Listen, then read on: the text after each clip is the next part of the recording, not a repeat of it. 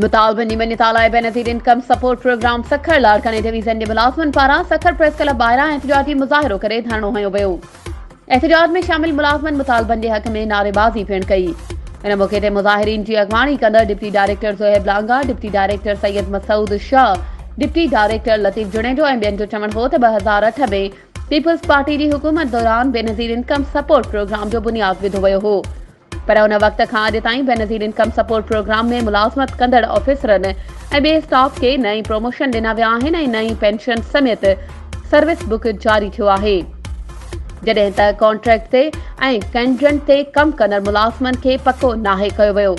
मुज़ाहिरीन Benazir income support programme chairperson PP एमिने शाज़िया मरी ऐं ॿियनि अख़्तियारनि खे अपील कई आहे त असांजे जाइज़ मुतालबनि कचनि ऐं कॉन्ट्रैक्ट मुलाज़मनि खे रेगुलर करण समेत 100% प्रमोशन कोटा ॾिनी वञे। वधीक ख़बरुनि ऐं अपडेट्स जे लाइ असांजे चैनल खे सब्सक्राइब कयो